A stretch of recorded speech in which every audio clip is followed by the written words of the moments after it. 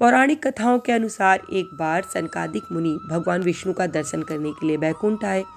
उस समय जय और विजय नाम के दो द्वारपाल पहरा दे रहे थे। जब सनकादिक मुनि द्वार से होकर जाने लगे तो जय विजय ने हंसी उड़ाते उन्हें रोक लिया। क्रोधित होकर सनकादिक मुनि ने उन्हें 3 जन्मों तक राक्षस कुल में जन्म लेने का श्राप दे दिया। क्षमा मांगने पर सनकादिक मुनि ने कहा कि 3 जन्मों के बाद तुम्हारा अंत भगवान विष्णु ही करेंगे। इस प्रकार 3 जन्मों के बाद तुम्हें मोक्ष की प्राप्ति होगी। और दोस्तों, पहले जन्म में जय विजय ने हिरण्यकश्यपु और हिरण्याक्ष के रूप में जन्म लिया। भगवान विष्णु ने नरहा अवतार लेकर इनका अंत किया। दूसरे जन्म में इन्होंने रावण और कुंभकर्ण जैसे महान शक्तिशाली राक्षस के रूप में जन्म लिया। भगवान विष्णु ने राम का अवतार लेकर इनका वध किया। और तीसरे जन्म में दोनों ने शिशुपाल और दंत वक्र के रूप में जन्म लिया था, जिनका भगवान श्री कृष्ण ने वध किया था। वहीं दूसरी कथा के अनुसार मनु और शत्रुपा को भगवान विष्णु ने वरदान दिया था, जिसके कारण उन्हें धरती पर राम का अवतार लेना पड़ा। पौराणिक कथाओं के अनुसार मनु और उनकी पत्नी शत्रुपा से ही मनुष्य जाति की उत्पत्ति हुई है। इन दोनों पति और पत्नी के आचरण बहुत अच्छे थे। वृद्ध होने पर मनु अपने पुत्र को राजपाट देकर वन में चले गए। वहीं जाकर मनु और शत्रुपा ने कई हजार सालों तक भगवान विष्णु को प्रसन्न करने के लिए तप किया। कहा जाता है कि कई हजार सालों तक मनु और शत्रुपा ने सिर्फ जल ग्रहण किया था। मनु और शत्रुपा के तप से प्रसन्न होकर भगवान विष्णु उनके समक्ष प्रकट हो गए और उनसे वरदान मांगने को कहा। मनु और शत्रुपा ने श्री हरि से कहा कि हमें आपके समान पुत्र की अभिलाषा है। उनकी इच्छा सुनकर श्री हरि ने कहा, इस संसार में मेरे समान और कोई नहीं, इसलिए तुम्हारी अभिलाषा पूरी करने के लिए स्वयं तुम्हारे पुत्र के रूप में मैं जन्म लूंगा। भगवान ने आश्वासन दिया कि कुछ समय बाद आप अयोध्या के राजा दशरथ के रूप में जन्म लेंगे और माता शत्रुपा कौशल्या के रूप में जन्म लेंगी और आपकी पत्नी होंगी।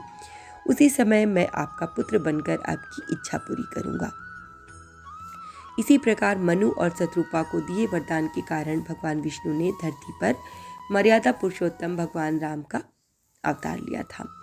तीसरी कथा ऐसी है दोस्तों कि कामदेव की माया से मुक्त होकर जब नारद मुनि को इस बात का अहंकार हो गया कि उन्होंने कामदेव पर विजय प्राप्त कर ली।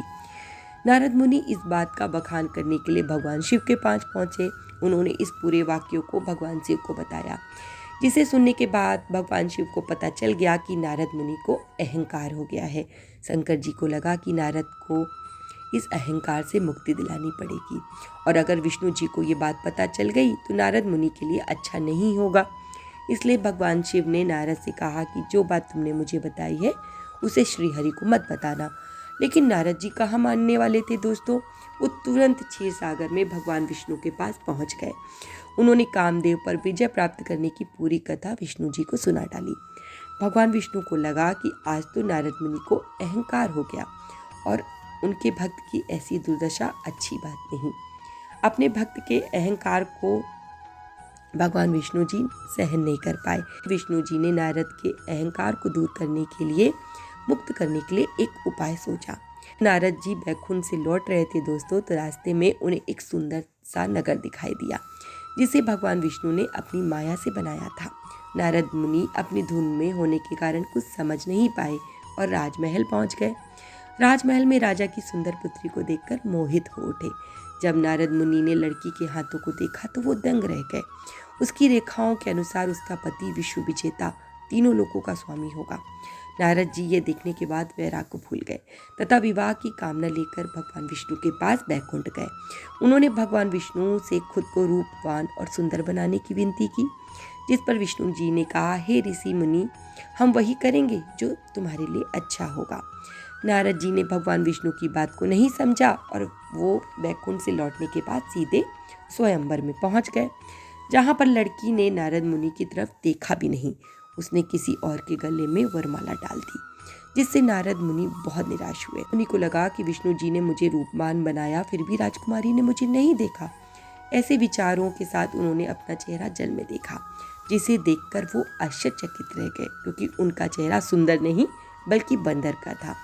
जिसे देखने के बाद नारद मुनि को बहुत गुस्सा आया और वो बैकुंठ पहुँचे, जहाँ पर उन्होंने देखा कि वो राजकुमारी भगवान विष्णु के बगल में बैठी है। जिस पर क्रोध में आकर नारद ने विष्णु जी को भला बुरा कहा और श्राप दे डाला कि जिस प्रकार आपने बंदर के समान मेरा मुख बनाकर उपहास बनाया है, मैं भी आपको श्राप देता हूँ कि आप पृथ्वी पर मनुष्य का अवतार लेंगे और आपको उन्हीं बंदरों से मदद लेनी होगी, और साथ ही जिस प्रकार मुझे स्त्री से दूर रखने का स्त्री वियोग सहना पड़ेगा।